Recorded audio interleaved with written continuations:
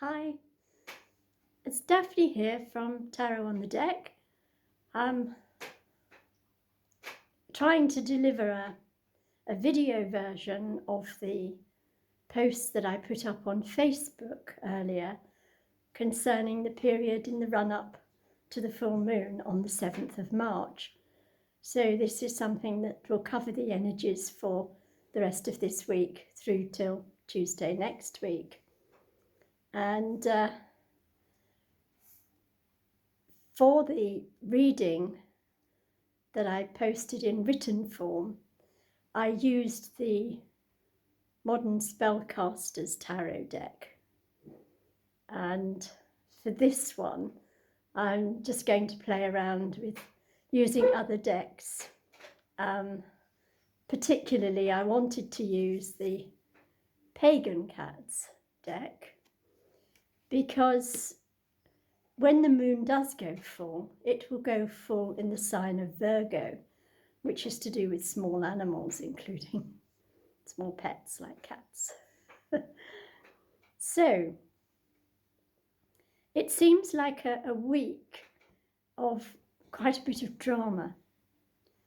And I know that the astrologer Pam Gregory actually has put out a video on her Next Step Astrology Facebook page, which you can have a look at. I encourage you to, in fact, in which she speaks of information overload. And indeed, that's exactly what I was sensing through the tarot. In a 4-card reading, we had 3 cards of the Swords suit, which is the intellect and the mind. So it's also the truth. So yeah, when lots of facts and figures, no matter how truthful and full of truth they might be, it's sometimes difficult for us to digest them. And it seems that this week is going to be a week of us having a bit of indigestion with with information.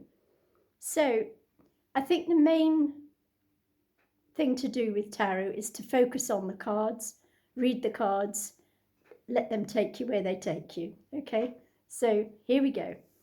This is the card describing the energy, okay, the central energy of this time. Okay. Those of you who have cats will know that cats are quite good at climbing up and then panicking and not being able to get down. And that's something that's, relevant to all of us, okay? So please don't make a drama out of a crisis and think things through, relying on your instinct to know what's right. A cat's body knows full well that to come down that tree, it has to turn round and come down backwards. And so there may be a lot of going over old ground and rethinking around at the moment. And really, the old ground might not have the answers that you're seeking until you actually get down on that ground. Certainly being trapped up in the tree and divorced from our roots isn't going to help us. So grounding is important. If you don't know how to do that, simply take your shoes off and relate to the earth. I know it's cold outside, but boy, that really does it. You get the tingle and the instinctive feeling of being part of the earth. Okay, all the while you're isolated up in your head, up in our heads, we don't get that sensation. So it's important to get in touch with the earth. So that's the central energy for this week leading up to the full moon. Okay, and then I drew cards, one for what to avoid and one for what's best to pull on, what resource in us is best to pull on. So if I deal with what's best to avoid, and we see here a fox who's a very cunning creature according to the humans, but the fox is very good at pouncing. So are cats.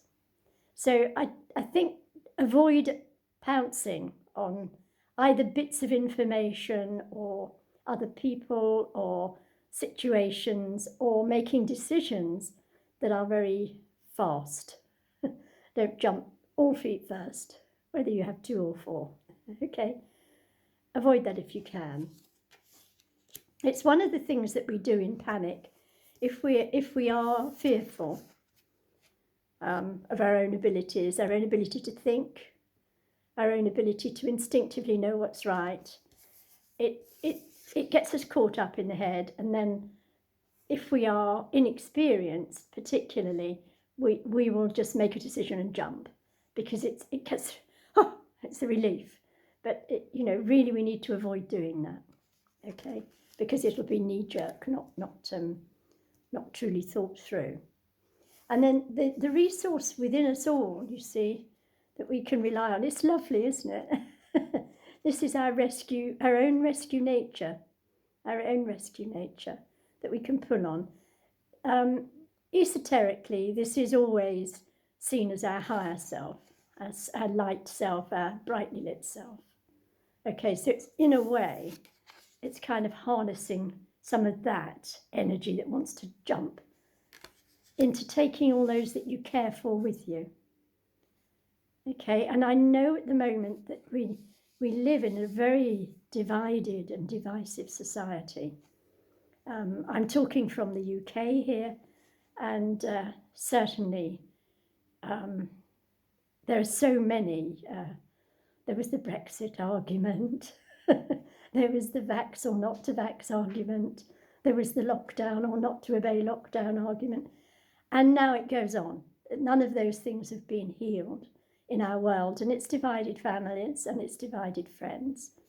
So it's important to take a path that takes everyone you care for with you. And, ideas are just ideas.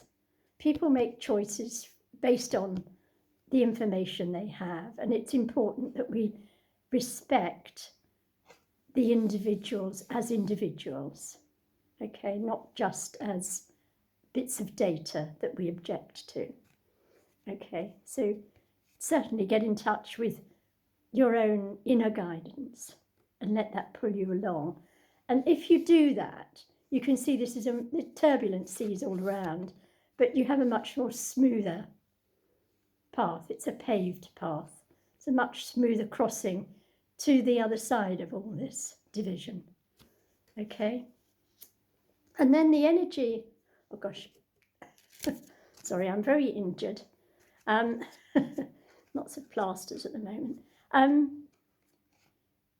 Then the overall energy, the best action for us is the King of Swords. And I always equate him to Arthur. So it is calling upon that deep ancient wisdom that we all have. It's a detached attitude. It's not looking at things in a personal way. It's looking at things in a detached, intelligent way, where we can consider other people's opinions and not be offended or upset by them. And that's really important. The sword here has a feather on, so it's keeping your mind light, of the light. And you can see there are butterflies here on this throne. This is transformational stuff, yeah? So use that sovereign part of you, the dignified part of you that can sit back, consider everyone's viewpoints, but know your own very well. And in knowing your own very well, you will find it easier to accept the viewpoints of others. Okay? Now, so that's a summation of energies leading up to the Virgo full moon. And I know all of the astrologers are coming out with lots of dire forecasts. Always bear in mind, when you're considering life, always bear in mind that we are all part of the same one thing. The sword should unify as it does at the very tip, not divide us. So look for the unity that you can find in your group, in your world, and go for that. Okay, that's always good advice at any time, but it's especially, I think, very poignant advice right now with where our society's at.